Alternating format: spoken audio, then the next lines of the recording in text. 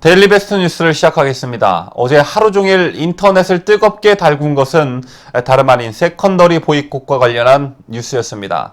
자, 미국 대사관이 평양에 갔던 우리나라 4대 기업에게 전화를 직접 걸었다는 것인데 이슈는 이슈로 덮는다고 하죠. 어제 난데없이 5.18 계엄군이 성폭행을 했다라는 뉴스와 일본 강제징용과 판결과 관련한 뉴스, 그리고 세월호 보도 개입을 한 이정현 의원에게 1년이 구형되었다는 소식까지 나왔지만 미국발 세컨더리 보이콧과 관련한 뉴스를 덮기에는 역부족이었습니다. 5.18과 반일 감정 그리고 세월호까지 모두 동원된 날이었습니다. 역사를 잊은 민족에게는 미래가 없다라는 말이 있는데 이 말을 과연 누가 했는지 출처도 불분명한 말이라고 하는데 이제는 이 말보다 과거에 매여 한 치 앞도 못 나가는 민족에게 IMF만이 답이다라는 말이 더 필요한 요즘이 아닐까 싶습니다. 자, 본론으로 들어가 보겠습니다. 지난 2주 전쯤 여러분께서도 기억하실 테지만 남북의 평양선언 직후 미국 재무부가 한국은행 7곳과 전화회의를 열고 대북제재 준수를 강조한 것으로 전해진 바 있습니다. 특히 미국 재무부는 한국의 개성공단과 금강산 관광 재개 관련 이슈를 집중 문의한 것으로 알려졌었습니다. 자, 이를 두고 미국 내 경제 전문가들은 미국 재무부가 한국은행들과 전화회의를 연 것은 한국은행들이 대북 제재를 제대로 이행하지 않으면 제재 대상이 될 수 있다는 경고의 메시지를 보낸 것이라고 풀이했습니다. 자, 사실상 세컨더리 보이콧 주의보라는 것입니다. 그 소식에 국민들의 불안은 가중되었지만 정부가 서둘러 진화하는 모습이 역력했었습니다. 자, 그런데 주한 미국 대사관이 지난달 북한을 방문했던 국내 기업들에게 직접 전화를 걸어 남북 협력이 어떻게 돼가고 있는지를 물어왔다는 소식이 어제 전해졌습니다. 혹시 제재를 위반한 것은 아닌지 점검해보기 위한 것으로 보이는데 이런 경우는 누가 봐도 보통 정보를 통해 물어보는 게 상식적인데 기업에 직접 확인했다는 게 좀 의아합니다. 그래서 한국 정부 패싱이다 또는 미국이 한국 정보를 믿지 못하고 있다라는 여러 가지 분석들이 나오고 있습니다. 자, 좀 더 자세히 사안을 살펴보도록 하겠습니다. 지난달 방북 수행단에 포함된 기업의 실무자급인 인사 A씨는 이달 말 주한 미국 대사관 실무자급에게 전화 한 통을 받습니다. 당시 방북 기업은 삼성전자, SK, LG, 현대차 그룹 그리고 포스코 그룹이었습니다. 미 대사관 측은 A씨와의 통화에서 현재 추진 중인 경협사업 관련 이야기가 궁금하다면서 조만간 만나서 이야기를 나누고 싶다는 뜻을 전했다고 합니다. 이 기사를 처음에 단독으로 전한 건 조선일보인데 몇 가지 주목할 만한 인터뷰 내용을 담고 있습니다. 일단 한 외교 소식통은 미국이 대북 제재의 틀 안에서 남북관계 개선을 추진한다는 현 정부를 신뢰하지 못해 민간과 담당 부처를 대사관과 재무부 등이 직접 챙기는 것이라며 자, 일종의 한국 정부 패싱이라고 말했습니다. 또한 다른 언론사와 인터뷰를 한 신범철 아산정책연구원 안보통일센터장의 말 또한 이 외교부 관계자라는 사람의 말과 맥을 같이 합니다.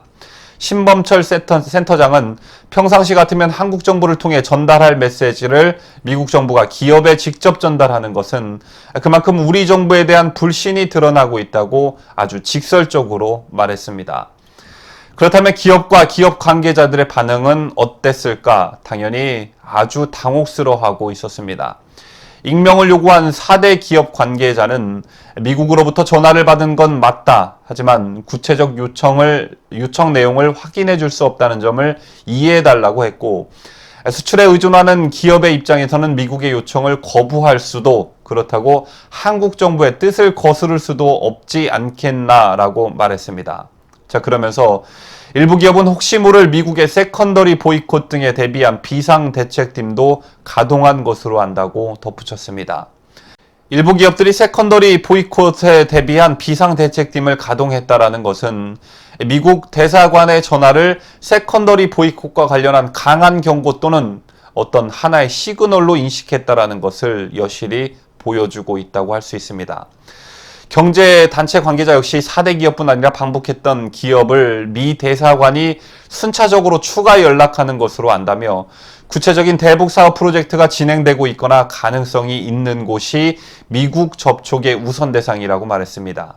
자, 또한 지난달 평양에서 열렸던 남북 정상회담에 참석했던 특별수행원들이 뒤풀이 성격의 첫 교류 모임을 지난 23일 가졌었는데 이 자리에 4대 기업 총수들은 참석하지 않았었습니다. 이 또한 미국 측의 이런 기류를 심각하게 받아들이고 있다라는 반증이 아닐 수 없습니다. 인터뷰와 정황을 보시면 알겠지만 기업을 비롯한 재계는 이 문제를 매우 심각하게 바라보고 있습니다. 북한은 현재 중앙급 5곳 그리고 지방급 22곳을 포함해 모두 27곳의 경제특구를 추진하고 있습니다. 사실상 국내 기업의 대규모 투자를 전제로 한 계획인데 이동걸 산업은행 총재가 수행단에 포함된 이유도 이 때문이었습니다. 또한 이와 관련해 연관성이 있어 보이는 사실에도 주목할 필요가 있어 보입니다. 언론 보도를 통해서 익히 알고 계신 대로 리선권 북한 조국평화통일위원회 위원장이 기업인들에게 냉면이 목구멍으로 넘어가느냐고 면박을 줬던 사실이 있었습니다. 자, 그런데 이 말을 하기 전에 한 말이 분명 있었을 텐데 보도가 안 됐었습니다. 그런데 어제 매일경제의 보도에 의하면 북한 리선권이 이 말을 하기 전에 우리 북측은 이렇게 많이 준비를 했는데 빈손으로 왔냐라고 했다는 것입니다. 원래 말을 젖따위로 하는 인간이라고 치부하기에는 정황적으로나 시기적으로나 의미심장한 말이 아닐 수 없습니다. 또 한 가지 연관성 있는 중요한 사실이 하나가 더 있는데 일각에선 스티븐 비건 대북정책특별대표가 방한해 임종석을 직접 만난 것을 심상치 않다라고 보고 있습니다. 미국이 여러 채널을 통해 문재인 청와대 남북 교류와 관련한 속도 조절을 요청했었지만 말을 들어 처먹지 않자 청와대 실세로 불리는 임종석을 직접 만나 의견을 타진했다라는 것입니다.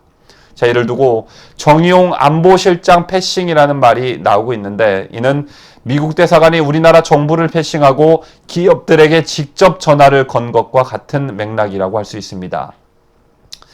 자, 이런 미국의 세컨더리 보이콧과 관련해 국민들과 언론의 관심이 증폭되었던 또 다른 이유에는 증권과의 사설정보지인 일명 찌라시의 영향도 있었습니다. 자, 지금 제 옆에 보시는 사진은 엊그제 여의도 증권가를 중심으로 나돌았던 정보지 일명 찌라시입니다. 미국이 중간선거 이전에 국내 은행 한 곳에 대해 북한 송금 위반을 이유로 세컨더리 보이콧을 할 것이라고 적혀 있습니다. 주가가 20% 가까이 폭락하는데도 연기금이 투입되지 않는 것도 바로 이 때문이라고 되어 있습니다. 이 같은 증권과 사설정보지는 관세청이 무역중개 수수료로 북한산 석탄을 들여왔을 뿐 현금을 지불하지 않았다고 발표했다가 석 달 만에 말을 바꾼 것에 기인하고 있다는 분석입니다.